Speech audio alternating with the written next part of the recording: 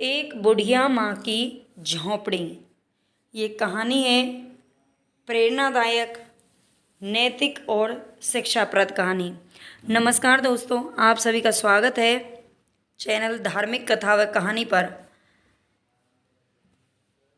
यहाँ पर एक मैं कहानियाँ लेकर के आती हूँ और जो कि पारिवारिक नैतिक कहानियाँ और मोटिवेशनल कहानियाँ होती हैं।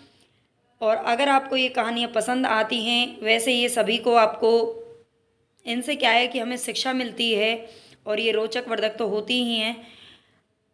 तो ऐसी इसी प्रकार की कहानियाँ देखने के लिए कृपया करके चैनल को सब्सक्राइब ज़रूर कर लेना। आप सभी से हाथ जोड़कर विनती है, चैनल को सब्सक्राइब कर लें और ज़्यादा से ज़्यादा शेयर कर दिया करो ताकि और दूसरे लोगों तक भी इस प्रकार की कहानियाँ पहुँच सकें। तो चलते हैं हम अपनी इस कहानी की ओर। किसी श्रीमान जमींदार के महल के पास एक गरीब अनाथ विधवा की झोंपड़ी थी। जमींदार साहब को अपने महल का अहाता उस झोंपड़ी तक बढ़ाने की इच्छा हुई। यानी एक जमींदार का महल था और उसके महल के पास ही एक विधवा अनाथ गरीब विधवा की झोंपड़ी थी। वह अपनी झोंपड़ी में एक 5 साल की बच्ची के साथ रहती थी।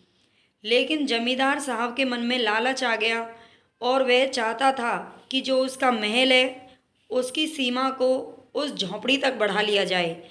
यानी कि वह उसकी झोंपड़ी पर कब्जा करना चाहता था। विधवा से बहुतेरा कहा। उस जमींदार ने कहा कि तुम अपनी झोंपड़ी यहाँ से हटा लो, पर वह तो कई जमाने से वहीं पर बसी हुई थी। उसका प्रिय पति और उसका इकलौता पुत्र उसी झोंपड़ी में मर गए थे।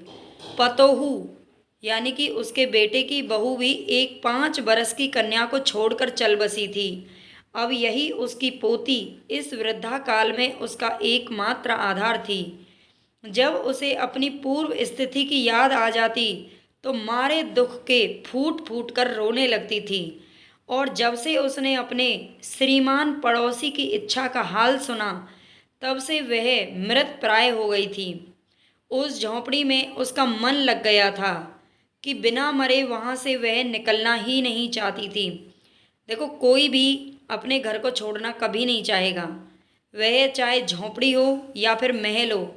अपने मकान को, अपने घर को जिस पर वह वर्षों से रहता आया है, उसमें उसके प्राण बसते हैं। और यही हाल उस बूढ़ी विधवा का था। श्रीमान के सब प्रयत्न निष्फल हो गए।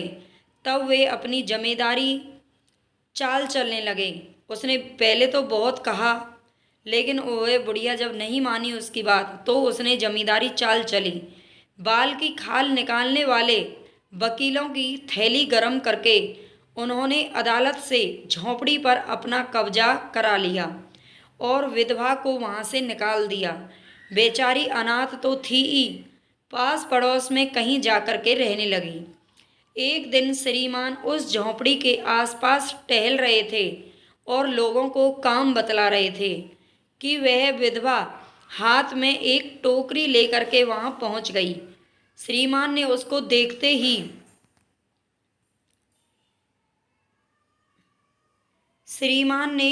देखते ही अपने नौकरों से कहा कि इसे यहाँ से हटा दो।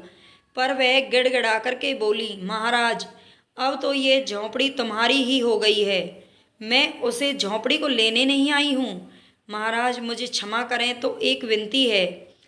जमींदार साहब के सिर हिलाने पर उसने कहा, जब से यह झोंपड़ी छूटी है तब से मेरी पोती ने खाना पीना छोड़ दिया है। मैंने बहुत कुछ समझाया पर वह एक नहीं मानती। यही कहा करती है कि अपने घर चलो। आपने देखा है, जो बच्चे होते हैं ना, वो भी अपने घर को समझते हैं और किसी दूसरे के घर पे भी नहीं रुकते, बस अपने घर चलो, अपने घर चलो। और वो 5 साल की बच्ची थी तो उसने वो खाना भी नहीं खा रही थी और अपने घर चलने की क्या करती है, जिद करती है। तब वो बूढ़ी विधवा कुछ सोचती है, उसे पता था झोंपड़ी तो उसे वापस नहीं मिल सकती। तो उसने सोचा कि एक टोकरी ले जाती और वहाँ से कुछ मिट्टी ले आऊँगी। इसीलिए उसने सोचा कि इस झोंपड़ी में से एक टोकरी भर मिट्टी लेकर उसी का चूल्हा बनाकर रोटी पकाऊंगी। इससे भरोसा है कि वह रोटी खाने लगेगी महाराज कृपा करके आज्ञा दीजिए तो इस टोकरी में मिट्टी ले आऊं। श्रीमान जी ने आज्ञा दे दी। विधवा झोंपड़ी के भीतर गई। वहां जाते ही उसे पुरानी बातों का स्मरण हुआ। पुरानी बातें उसे याद आने लगीं और उसके आंखों से आंसू की धारा बहने लगी। अपने आंतरिक दुख को किसी तरह संभाल कर उसने अपनी टोकरी मिट्टी से भर ली और हाथ से उठाकर बाहर ले आई। फिर हाथ जोड़कर श्रीमान जी से प्रार्थना करने लगी, महाराज कृपा करके इस टोकरी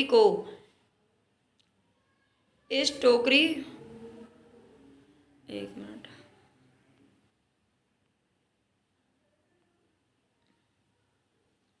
इस टोकरी को जरा हाथ लगाइए जिससे कि मैं उसे अपने सिर पर धर लूं। जमींदार साहब पहले तो बहुत नाराज हुए, पर जब वह बार बार हाथ जोड़ने लगी और पैरों पर गिरने लगी तो उनके मन में कुछ दया आ गई। किसी नौकर से ना कहकर आप ही स्वयं टोकरी उठाने आगे बढ़े। ज्यों ही टोकरी को हाथ लगाकर ऊपर उठाने लगे त्यों ही देखा कि यह काम उनकी शक्ति के बाहर है। फिर तो उन्होंने अपनी सब ताकत लगाकर टोकरी को उठाना चाहा, पर जिस स्थान पर टोकरी रखी थी वहां से वह एक हाथ भी ऊंची न हुई। वह लज्जित होकर कहने लगे, नहीं, यह टोकरी हमसे ना उठाई जाएगी। यह सुनकर विधवा ने कहा, महाराज नाराज ना हो, आपसे एक टोकरी भर मिट्टी नहीं उठाई जाती और इस झोंपड़ी में तो हजारों टोकरियां मिट्टी पड़ी हैं। उसका भार आप जन्म भर क्यों कर उठा सकेंगे? आप ही इस बात पर विचार कीजिए। जमींदार साहब धन मद से गर्वित होकर अपना कर्तव्य भूल गए थे, पर विधवा के उपर्युक्त वचन सुनते ही उनकी आंखें खुल गईं। कृत कर्म का पश्चाताप कर उन्होंने विधवा से क्षमा मांगी और उसकी झोंपड़ी वापस दे दी। तो ये एक नैतिक कहानी है। कभी भी हमें अपने मन में लालच नहीं करनी चाहिए और किसी चीज़ से हमें इतना मोह भी नहीं रखना चाहिए कि हम उसके बिना जीवित ही ना रह सकें। ये दोनों ही शिक्षा इससे मिलती हैं। वैसे इसका ये मेन यही इसकी शिक्षा है कि हमें कभी भी अपनी लालच में अपने भले के लिए किसी गरीब का या किसी का भी दिल नहीं दुखाना चाहिए। तो अगर आपको वीडियो पसंद आई है, कहानी अच्छी लगी हो, तो कृपया करके चैनल को सब्सक्राइब ज़रूर कर लेना, लाइक कर देना वीडियो को और शेयर ज़रूर कर देना। धन्यवाद।